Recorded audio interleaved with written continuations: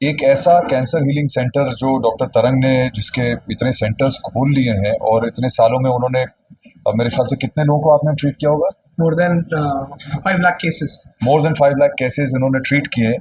और उसमें अभी इनकी बातचीत में मुझे ये भी समझ में आया कि जीरो रेकरेंस है, मतलब एक बार ट्रीटमेंट हो गया उसके बाद किसी को दोबारा कैंसर वापस नहीं आया। तो मुझे लगता है ये बहुत बड़ा अचीवमेंट है।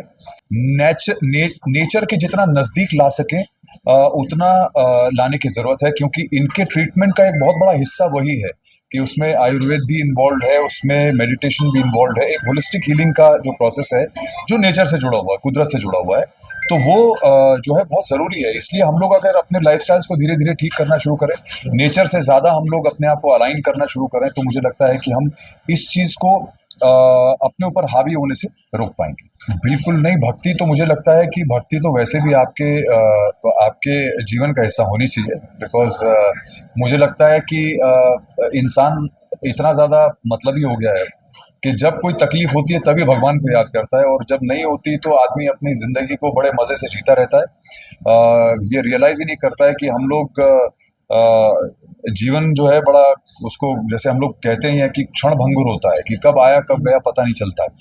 तो हम लोग को मुझे लगता है कि एक भक्ति भाव, एक समर्पण भाव जो है वो हमेशा रखना चाहिए, क्योंकि उससे बहुत ताकत मिलती है। ये सिर्फ कहने की बात नहीं है कि हम पूजा करते हैं या पाठ करते हैं। ये जो चीज़ है ये आपको एक अंदरूनी ताकत देती है, आपको इंटरनल स्ट्रेंथ, एक स्पिरिचुअल स्ट्रेंथ जो इंसान में आती है वो इसी से आती है।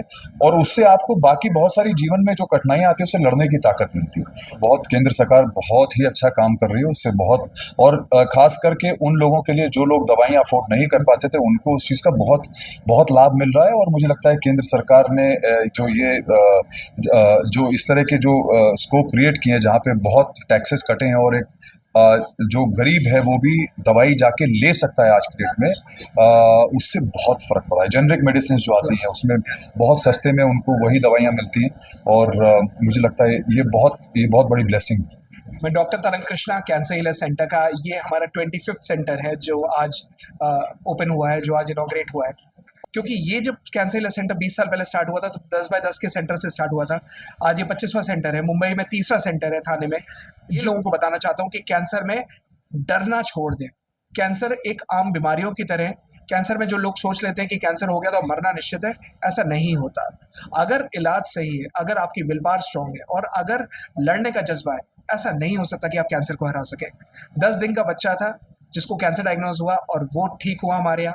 92 ईयर्स में एक लेडी थी नेपाल की, वो क्योर हुई। लास्ट स्टेज का कैंसर था, डॉक्टर्स ने कह दिया था अब घर ले जाओ, ये सेवा करो, कुछ नहीं हो सकता, ये तो बोनस लाइफ जी रही है।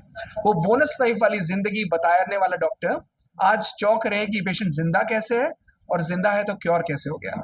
तो आई थिंक ये शायद ऊपर वाले की ब्लेसिंग है, दुआएं हैं, और इलाज में इतना दम है कि इम्यून सिस्टम पर आधारित है, कोई साइड इफेक्ट्स नहीं है, कोई नेगेटिव इम्पैक्ट नहीं है, और दवाइयों में इतनी जान है कि नॉर्मल सेल एक्टिव होते हैं, नॉर्मल सेल कैंसर सेल को खत्म करते हैं। कई दवाइयों पे जीएसटी हटाया गया है, केंद्र सरकार ऐसी कैंसर की और कौन सी दवाइयां हैं जिसपे केंद्र सरकार को जीएसटी हटाना चाहिए? नहीं जी, केंद्र सरकार बहुत अच्छा काम कर रही है। केंद्र सरकार कैंसर में बहुत कुछ कर रही है, और आज जब हमारे जो लीडर्स हैं उनका इतना अच्छा विजन है कैंसर को लेके, और आज फिट इंडिया मूवमेंट इसीलिए है कि अगर हम फिट रहेंगे, अगर हम अंदरूनी अपनी शक्ति को, अगर हम अपने इम्यून सिस्टम को बेहतर रखेंगे तो हम बीमारी से बच सकते हैं।